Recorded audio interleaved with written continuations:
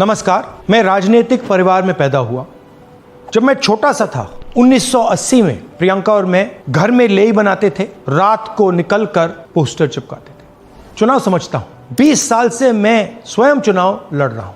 Polling कैसे होती है, पोलिंग बूथ कैसे मैनेज किया जाता है, वोटर लिस्ट, फॉर्म 17, ये सब मैं गहराई से समझता हूं। कुछ समय पहले हमें दाल में काला लगा। चुनाव के नतीजे आते थे, मूड एक तरीके का होता था, रिजल्ट दूसरे तरीके का। मुझे याद है उत्तराखंड में हम चुनाव हारे। बाद में मैंने कैंडिडेट से पूछा कि जहां रोड शो हुआ था वहां जाके देखिए हमें कितने वोट मिले।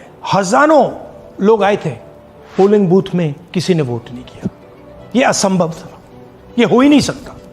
उसके बाद छत्तीसगढ़ और मध्य प्रदेश के रिजल्ट, हमें लगा कुछ ना कुछ गलत हो रहा है।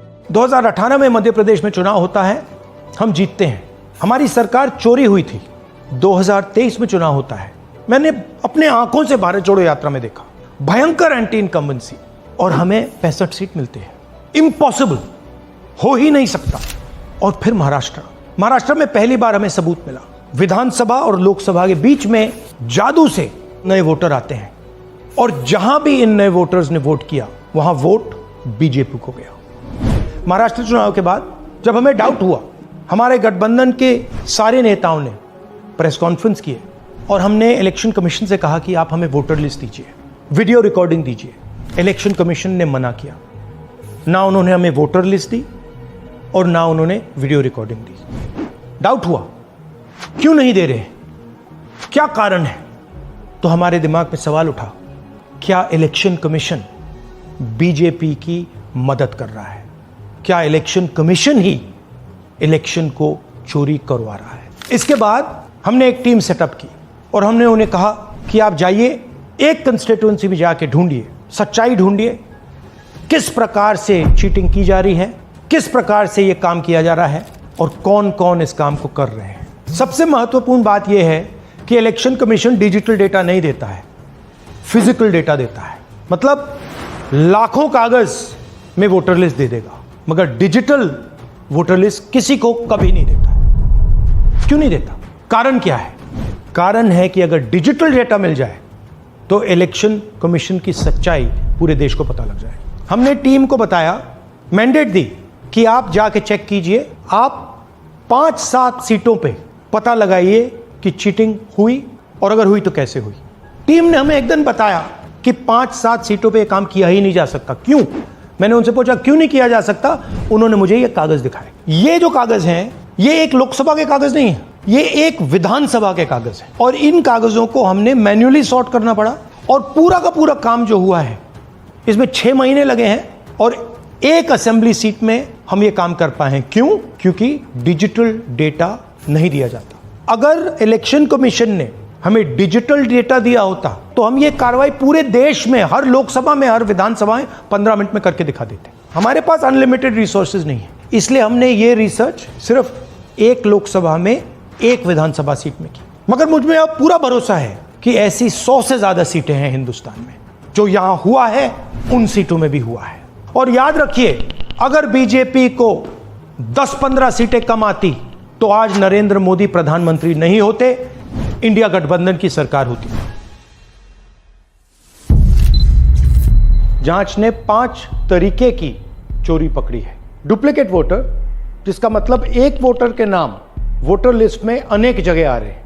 फेक एड्रेस, मतलब एड्रेस है ही नहीं, या फिर house number 0। Bulk voter in single address, मतलब एक छोटे से घर में 40, 50, 60 लोग रह रहे हैं। इनवैलिड फोटोज, छोटी सी फोटो है या फिर फोटो ही नहीं है, और वो जो छोटी फोटो है वो दिखती भी नहीं है। कौन है, किसका चेहरा है, नहीं पता लग सकता। Misuse of form 6। Form 6 first time voters के लिए होती है, मतलब जिनकी एज 18-20 साल की हो, मगर वोटर लिस्ट में 90 साल के लोग फॉर्म 6 का प्रयोग कर रहे हैं। चुनाव में 6,50,000 वोटर थे, उसमें से 1 लाख चोरी के थे। अब मैं आपको 5 उदाहरण देता हूं। यह देखिए, गुरकीरत सिंह डांग, इसका नाम 4 अलग अलग बूथों पे आता है। ये कैसे हुआ और क्यों हुआ? एक और उदाहरण, विशाल सिंह, वाराणसी में वोटर लिस्ट में नाम है और बेंगलोर में 2 बार वोटर लिस्ट में नाम आता है। क्या ये वाराणसी में वोट कर रहे हैं या बेंगलोर में वोट कर रहे हैं या दोनों जगह वोट कर रहे हैं? एक और उदाहरण देखिए, हाउस नंबर 0। तो आपने कभी सुना है हाउस नंबर 0? हमने तो नहीं सुना था, मगर बेंगलोर में हजारों हाउस नंबर 0 हैं वोटर लिस्ट पे। हाउस नंबर 35 की कहानी सुनिए। छोटा सा घर है, ज्यादा से ज्यादा 4 लोग रह सकते हैं, मगर इस 35 में 80 लोग वोटर लिस्ट में रजिस्टर्ड है। ये ERO ने कैसे अप्रूव किया, क्यों अप्रूव किया, पता लगाना है।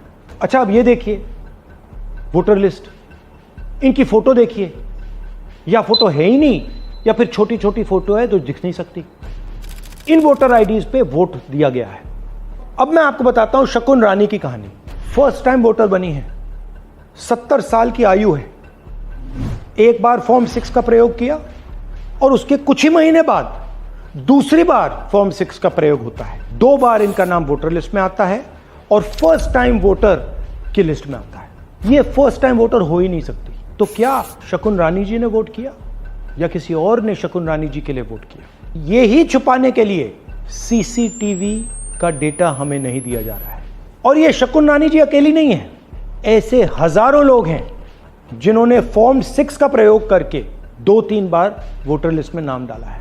हमने पहले इलेक्शन कमीशन से इलेक्ट्रॉनिक वोटर लिस्ट मांगी थी, CCTV फुटेज मांगी थी। उन्होंने अपना काम नहीं किया, हमें नहीं दिया। फिर हमने अपना इन्वेस्टिगेशन कराया, RTI भरे और हमारे पास डेटा आया। भाई और बहनों, सच्चाई यह है कि हिंदुस्तान में इलेक्शन कमीशन और बीजेपी मिलकर इलेक्शन चोरी कर रहे हैं। यह पूरा का पूरा सबूत ब्लैक एंड व्हाइट में आज हमने आपको दिया है। इलेक्शन कमीशन जानता है कि हमने उनकी चोरी पकड़ ली है, इसीलिए SIR आया है। यह SIR जो है इंस्टीट्यूशनलाइज चोरी है। इलेक्शन कमीशन खुलकर बिना डरे बीजेपी के साथ मिलकर चोरी कर रहा है। और ये जो SIR है, इसका लक्ष्य गरीबों का जो हक है, उनका वोट जो है, उनसे चोरी करने का है। मैं आपको एक और बात बताना चाहता हूं। इस पूरी इन्वेस्टिगेशन में हमने वोटर एडिशन को देखा है, मगर जितना एडिशन होता है शायद उससे ज्यादा डिलीशन होता है, सबट्रैक्शन होता है। तो ये सिर्फ एक मेन तरीका हमने पकड़ा है, दूसरे तरीके पे हमने इन्वेस्टिगेशन की ही नहीं है अभी। मैं इलेक्शन कमीशन और इलेक्शन के ऑफिसर्स को साफ कह रहा हूं, आप जो कर रहे हो गलत कर रहे हो, ये ट्रीजन है, देश के खिलाफ है। ये मत भूलिए, टाइम आएगा हम आपको पकड़ेंगे, बचने वाले नहीं हो। It is critical that we expose voter चोरी।